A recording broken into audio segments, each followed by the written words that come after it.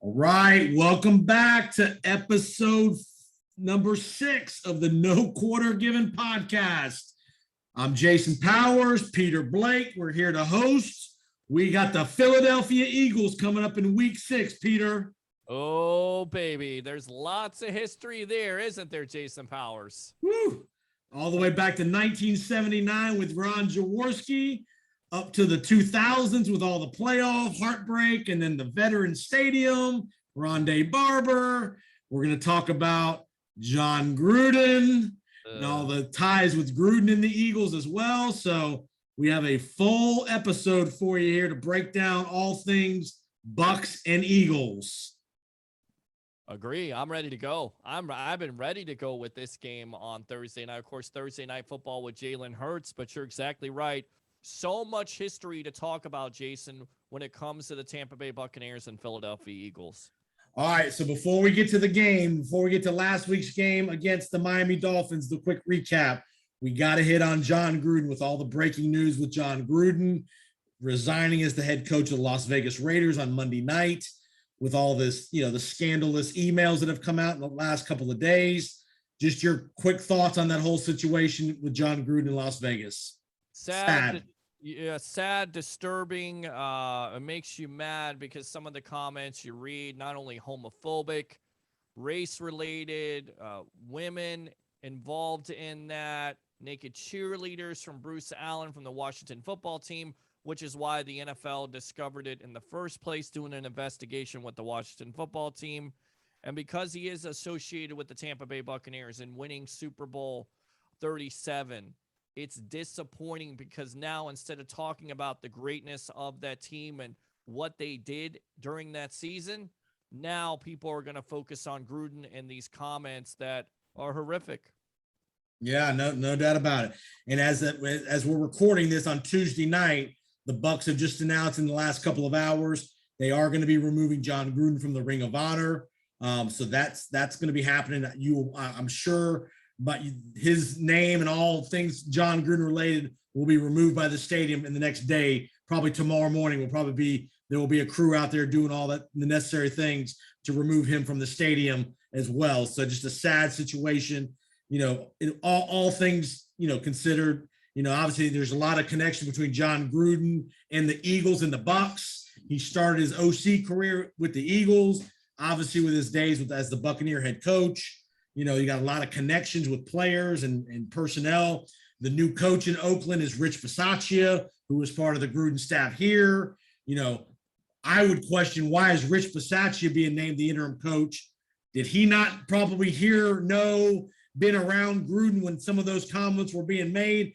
Because it couldn't be only email comments that were being made at some point over the course of time. So I'm a little surprised that Bisaccia, who's a right-hand man of John Gruden for many, many years, was named interim coach of the Raiders. Yeah, I mean, it's a locker room culture. Let's not be naive about this, Jason. I mean, this set has been, it's been said in the locker room, and, I get it. It's personal emails, but you can't get away with this now. You just can't get away with it. And some of the things that were being said are just reprehensible. You just, you can't. The NFL had to go to Mark Davis and say, you know what? You got to get rid of this guy. You got to do something, because to allow him to coach with all the controversy going on. And, my main problem is the NFL's consistency, the hypocrisy, if you will, with their decision-making when it comes to controversial subjects like this. No, you're right.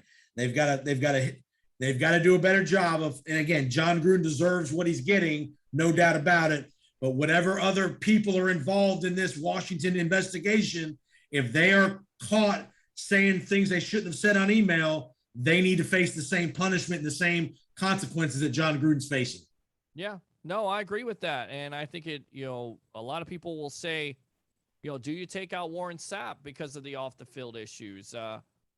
This team made that decision to take off Gruden. Why is Antonio Brown and Richard Sherman still associated with them? But I get it. I understand it. The optics of the situation are not good, and nothing you can't defend Gruden on this because they're right there, black and white, and you just wonder how many emails. And I kind of wonder why NFL hasn't taken a stand on a Daniel Snyder. Why is he still an owner?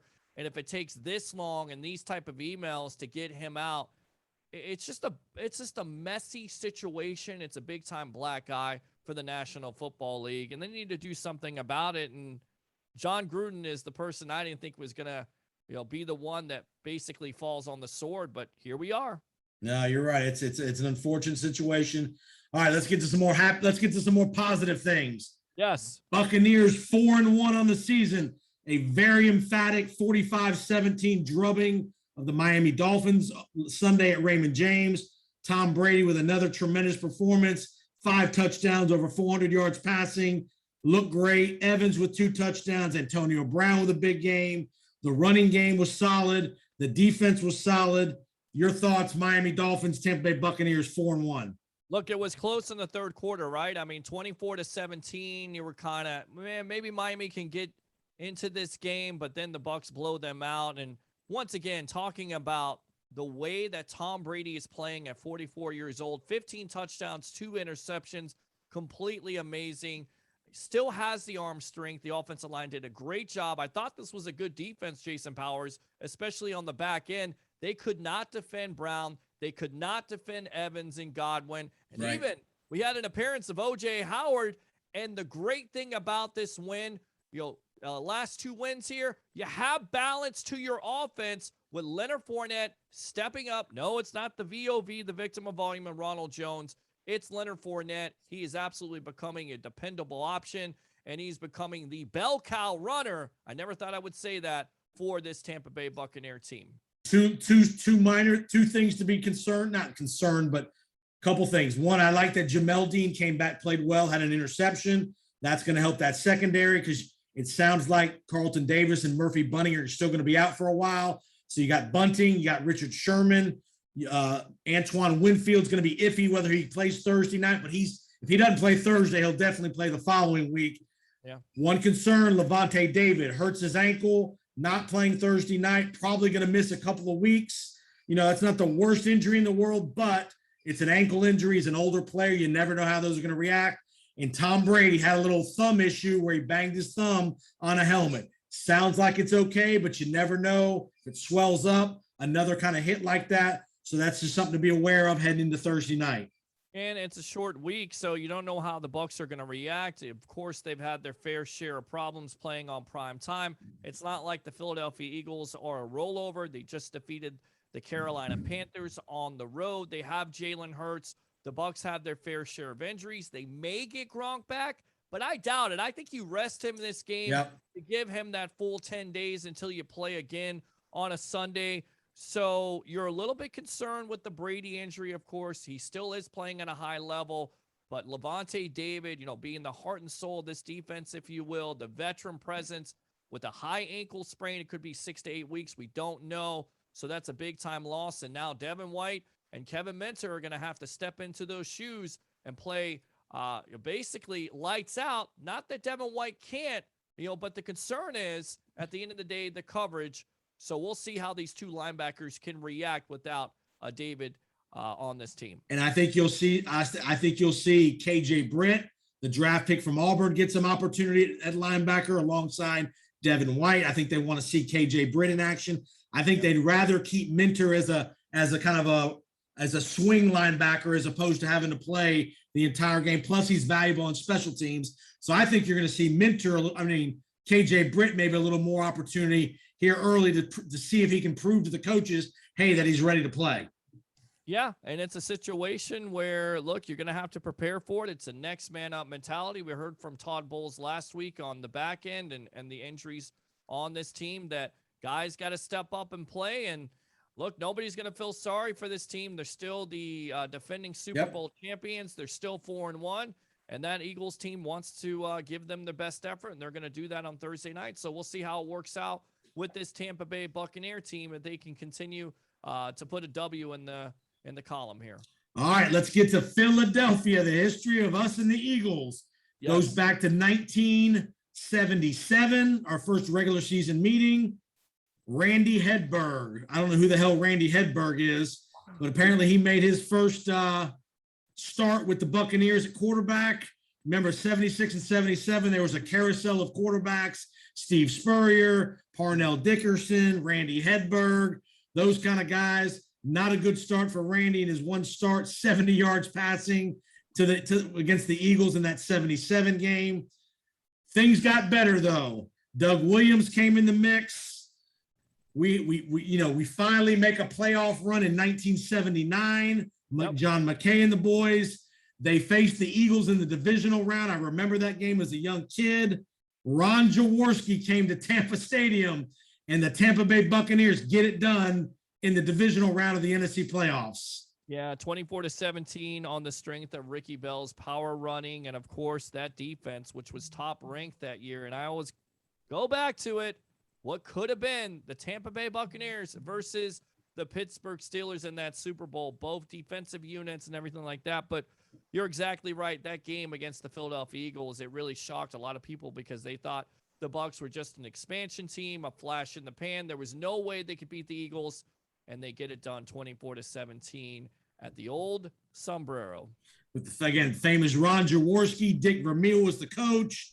You remember Harold Carmichael, Wilbur Montgomery, running back. So they had a good team. Philadelphia went to the Super Bowl a couple years later in 81 against the Raiders. And obviously the Bucs go on to lose that NFC title game to the Rams, which we previewed in a previous episode. They lost that game at home. Remember, they had home field. They had a home game. They lose 9-0 to the Rams on three field goals by Frank Corral. Yep, exactly. And Jack Youngblood is playing with a broken leg, which is amazing in itself. But yeah, that was a big win though back then for them. And yep. I always remember, going back to the library, grabbing the book with the Tampa Bay Buccaneers, going to that 79 season, and the first thing you see is them not only clinching the division, but also defeating the Philadelphia Eagles 24-17. And it was great back then. All the orange, all the creamsicle and Bucco Bruce. People were excited. They were pumped up. And remember, if you want to go to any game affiliated with the Buccaneers in the Philly series or any of the other rivalries all across the league, buckpower.com. Paul Stewart's the creator of that site. He's the kind of guy that put us together to do this podcast. We're part of the buckpower.com podcast network. All things Buccaneers, video clips, audio clips, stats, rosters, everything. Buckpower.com, the place, the unofficial historian for the Tampa Bay Buccaneers. Yeah, relive your historic moments when it comes to the Tampa Bay Buccaneers. Relive your childhood through buckpower.com. Paul Stewart does a great job. And once again, I heard he's coming down here in just a couple weeks for Monday Night Football and the New York Giants. So we definitely all got to get together. And who knows, maybe do the No Quarter Given podcast together. That'd be great. All right. 1988, a down meeting with the Eagles. The Eagles lead 8-7 in the overall all-time meeting. But in 1988, the Bucs season opener, we're down 34-0 at the freaking half. Are you kidding me? That's typical Bucs football back then. I mean, and again, if they were at home, you were listening on radio at that juncture, and that was typical. So I really try to forget about those games, but you kind of dig into that scab, if you will, when you talk about it. It brings back those bad memories of my childhood, listening about this team, not watching them because they were blacked out back then, but listening. Year 2 of Ray Perkins. Remember 1988, the Eagles. I think that was when Buddy Ryan took over. He had just taken over the Eagles. I'm pretty sure they had all that, those great defensive players, Clyde Simmons, Seth Joyner, Reggie White. They were a beast on defense. I think Randall Cunningham was the quarterback at the time. So they were an up-and-coming team in the NFC. The Eagles were with Buddy Ryan, 34-0 Ray Perkins year 2. Yeah, was that not the year that Vinny threw over 30 interceptions? Probably. That sounds about right. I mean, he didn't have the 30 for 30 club. He just had the 30 interceptions. First win comes in 1991. Chris Chandler comes off the bench, throws 2 late touchdowns. The famous Chris Chandler. Guy went on to fame with the Colts. We got him from the Colts. He went on to the Atlanta Falcons to lead the Falcons to the Super Bowl later in the 1990s. He was a solid player. Chris Chandler out of Washington.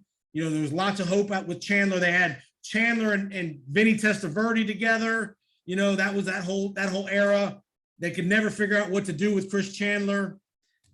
I always heard the locker room was a mess with Chandler and Testaverde. I mean, it was a mess because when you have that situation going on and you're trading 2 first-round picks for Chris Chandler, you feel like, look, this guy's going to be our starter. So why are you trading 2 first-round picks for a quarterback when he already drafted one a couple of years earlier? I mean, this is typical Tampa Bay Buccaneer football organization-wise back then. What was it? Phil Kruger was the GM. I felt like he was Freddie Krueger. And that was year 2 of Richard Williamson. The Richard Williamson era was in his second and last year in 91 before Sam Weiss comes aboard in 1992. All right, let's go to the 1995 game in Philadelphia. John Gruden is the offensive coordinator in Philadelphia. For those of you that don't remember that, Gruden was the coach. Again, Sam Weiss was the coach of the Buccaneers. Would have been Sam's last year as the head coach before Tony Dungy comes aboard. You know, remember John Gruden was like what 30 years old when he was the offensive coordinator. He was kind of old. Yeah. That was like the start of the boy wonder. We all thought the up and coming boy. I think Ray Rhodes was the coach of the Eagles at the time. You're right. And everybody knew John Gruden was going to be kind of on the upswing. And obviously he became the coach of the Raiders a couple years later. But, you know, we saw the first glimpses of John Gruden as an offensive genius back in the day. And obviously with all the stuff going on now. Not in this game he wasn't. He wasn't a genius in this game. And, of course, he was working with Randall Cunningham. And I remember Warren Sapp showing some flashes of brilliance, I believe, in that. Well, no. Yeah. No, this is his rookie year, right? Right. I believe he sacked Randall Cunningham a time there, and he was showing flashes of brilliance. And I also remember High C Horace Copeland. Yeah. And also their free agent addition from Green Bay, who was Jackie Harris. There you go. Tight end. Yes. Who didn't necessarily work out.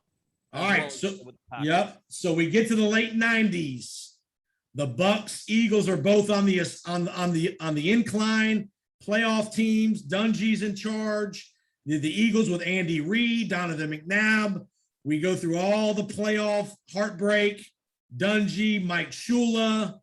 We lose a couple games in a row in the playoffs, back-to-back years in Philadelphia. We finally exercised the demons in 2002 with John Gruden now as the head coach, coming back to Philadelphia. Your thoughts heading into that NFC title game? Did you think, my God, are we ever going to end this disastrous nightmare against the Eagles? Well, I tell you what, we should go back to the year before.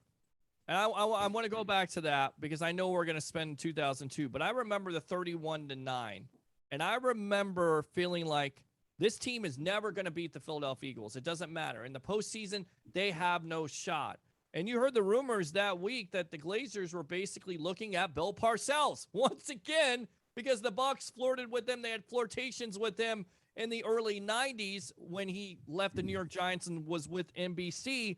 And I remember Keyshawn saying, this guy that's coming here is going to change the focus or whatever else. And then, of course, Bill Parcells leaves you at the altar. You get John Gruden. So you're like, okay, you get John Gruden. That year, they lost 20-10. And I also believe they lost Brad Johnson to an injury. Derek Brooks was banged up in that game. And the way they started it was so Buck, right? Brian Mitchell, who was with the Washington Redskins, gets a big special teams return. Deuce Staley goes in, and you're like, oh, no, they're down 7-0. Here we go again. And then all of a sudden, you get a touchdown to match up. You get Joe Jurevicius with that big play to set up that touchdown, which is amazing in itself, with his premature baby in the hospital. Of course, rest in peace, passes away. But that was the story for that guy to play through it, to have that 71-yard reception. Biggest play of the game, changed the momentum at that point. Yep. And then you kind of calmed down once the Bucs took the lead. They basically never looked back, but Rondé Barber, 92 yards. It was in doubt at that point, Jason Powers. It was. That the Eagles were going to come back. Rondé makes the play. And I remember when that play happens, I've got my Bucs shirt on. I got basketball shorts on. I have no idea at the time because it's actually a little bit chilly outside.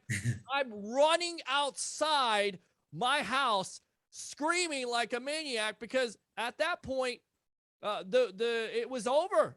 Ding dong, the witch is dead. The Tampa Bay Buccaneers are going to the Super Bowl, and every Bucs fan knew once you defeated the Eagles, just like the Bucs defeated the Saints last year, they were going to win the Super Bowl. There was nothing stopping them. So that play probably is the greatest play in Tampa Bay sports history. That's definitely a top five, or if it's not the number one, definitely in the top five. And the other thing about that was the last game ever played at the Vet. Yes. Shut down the Vet. Right. And you had the House of Horrors. It was horrible there. They could never win in the postseason. Offensively, they were terrible. Donovan McNabb with his wide receivers, it didn't matter who he was throwing to. They would always catch on this defense. The defense couldn't get it done. The offense was inept. It was just terrible. And for them to come out of that with a win, 27-10, was so freaking sweet. And obviously the Bucs go on the next week to beat the Raiders in the Super Bowl and all that good stuff that happened in the Super Bowl. First game of the next year, they open up the Lincoln Financial Field Monday Night Football Week 1. The Bucs go back to Philadelphia and throw a shutout. 2 more Joe Jaravicious touchdowns. Remember, Jaravicious went to Penn State, so he had the Pennsylvania ties. What a comeback to come back to Philadelphia and start off the link with a shutout victory with the devastating defense. And you thought that year, the way they opened up, that they were going to win another Super Bowl, and of course, it didn't necessarily work out that way. In fact, they missed the playoffs, which, crazy to say. Most teams that win the Super Bowl, they usually have a Super Bowl hangover. It was disappointing. Had injuries that year, so it didn't necessarily work out. But that was an unbelievable game, of course, on Monday Night Football, national television to open up. Yeah, the NFL was doing no favors, but the Bucs didn't care. They did whatever they wanted to. And I remember Warren Sapp and Joe Jaravicious, like you said, catching those 2 amazing touchdowns.